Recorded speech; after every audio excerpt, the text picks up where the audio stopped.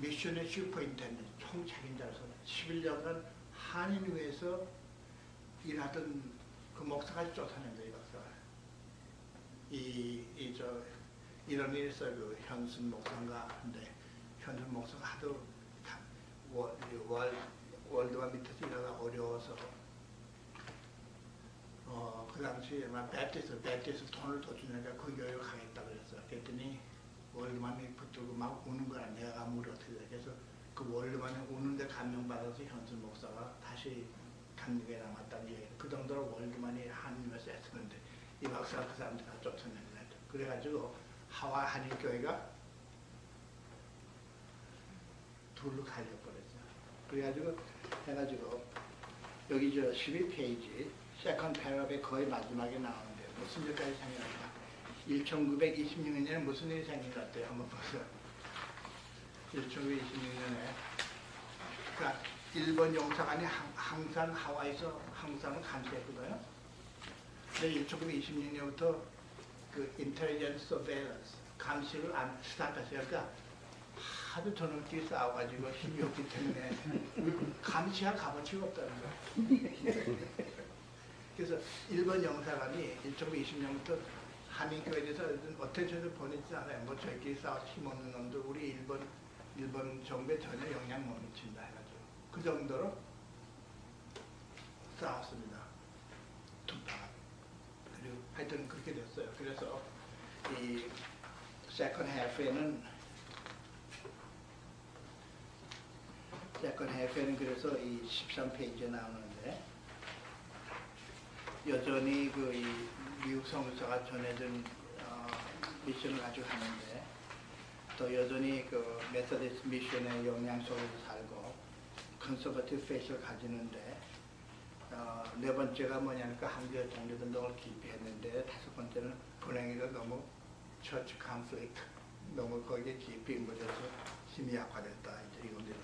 그래서 대개 이것이 하나의 제가 보기에는 좀 특징적인 얘기가 아닌가 하는데 이 2차 대전이 끝날 때쯤에는 1세들은 어떻게 돼요? 1세들은 거의 좀 노인이 됐습니다. 그래서 돌아가시고 병들고 액티브하지 않고 그래가지고 그 다음에는 이 한국이 같은 해방이 되고 나니까 그 일종의 독립운동에서 나는 도와주겠다는 것이 아주 그 하와이 교포들의 깊은 하나의 마음속에 있는데 하루아침에 그게 없어지고 나니까 공허증까지 생긴 거예요. 그렇게 몇십 년을 조국에서 내가 있는 도를 바쳤는데 하루아침에 독립되고 나니까 할 일이 없어진 겁니다. 거기다가 해방이라는 분위기. 그러다가 이제 한국 전쟁이 나니까 뭐 이제 하와이에서 이제 한국에 이제 구제품들을 보냈죠. 그리고 나서부터는 1세들을 물러서고 2세들이 테이크오버하는데 2세수가 그렇게 많지 않았어요.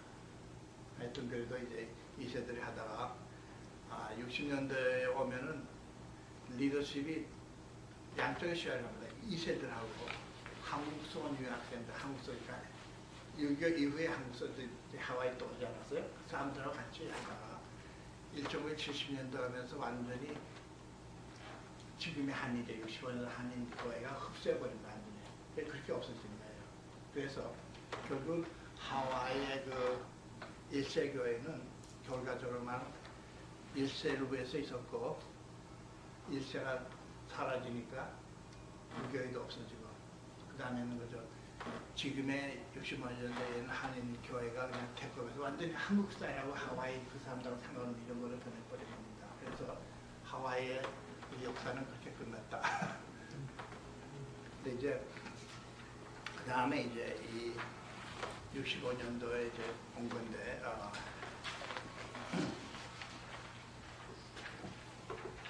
이 15페이지, 16페이지에 제가 썼는데요. 그 하와이의 20세기 초기형 이민자하고 1965년도에 온 이민자하고 세 가지 면에서 공통성이 있습니다. 하나는 뭐냐니까 다 조국이 어려울 때 떠났다는 거. 그렇죠? 2주 만에 한국 사회가 디스오버라이즈, 국면제를 상대 떠났고 65년도 이후는 한국 전쟁의 이후 위험소에서 진짜 조국이 어려울 때 출발했다는 거. 그런데 전투가 양쪽이 다 뭐이죠? 개신교를 가지고 와서 그때나 20세기 초기나 65년대 이후나 교포들이 개신교를 가지고 왔다는 거예요.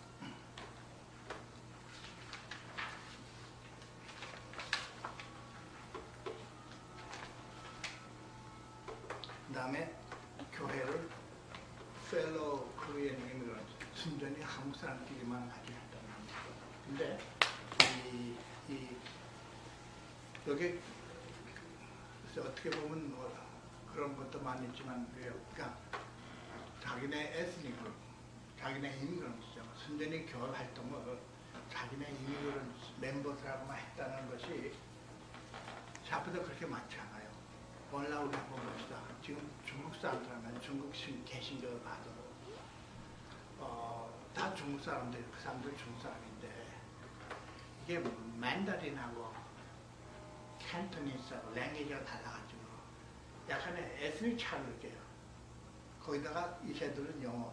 그러니까 지금 Chinese Protestant, Immigrant Protestant Church는 차이니스들이 참여하는데 하도 크고 컬처가 다이버시파이드, 일종의 1세는 세 그룹이라고 그래요. Canton speaking, Mandarin speaking, 그 다음에 Overseas Chinese, 뭐 베트남에 있다고 하는 사람들, 인도네시아에 있던 사람들, 이런 것들이 막 섞여가지고 그렇게 우리 교회 가면 한인, 한국 사람 이런 의미를 안 줘요. 이런 의미를 안 주고, 지금 그 부디즘 같은 거 보면은 한인도 어떤 건 안 그런데 요즘 그 부디즘이 상당히 그 미국 사람을 받아들이려고 그래요. 그래서 그 불교 얘기할 때 parallel church라는 얘기 쓰죠. 그러니까 이민자로 위한 불교 프로그램이 있고 미국 사람을 위한 불교 프로그램이 있어서, 그러니까 이렇게 다르고요. 힌두 같은 거는, 힌두는 순전히 인도 사람들인데 인도는 너무 내부적으로 달라요.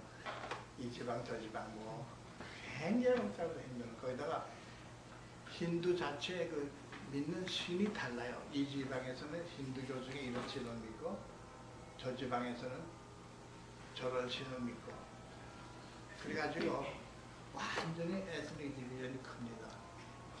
그리고 요즘에 모슬렘 보면은 어느 한 나라가 자기네 맥한 많지 많이 한 나라에서 온 수가 많지 않아서 다 이게 에스닉과 믹스되는 게 많아요. 그래서 물론 이제 자기네 나라를 이제 한인이 한인끼리 모여서 한인교회 한다는 것이 어떻게 보면 당연하지만 그렇게 미국 역사에서 흔하지도 않습니다. 특히 그 한인은 문화도 똑같고 뭐 이런저런 그런 그 호모지니티 때문에 상당히 그런 것들. 그래서 제가 그랬습니다. 1905년 때 온 교파하고 지금하고 세 가지 점이 같은데, 첫째는 조국이 어려울 때 출발했다는 거, 둘째는 개신교를 가져왔다고, 셋째는 교회를 펠로우 크레인 이민을 한다는 거죠. 근데 두 그룹이 또 어떤 면에서 굉장히 다릅니다. 첫째, 1905년 때 온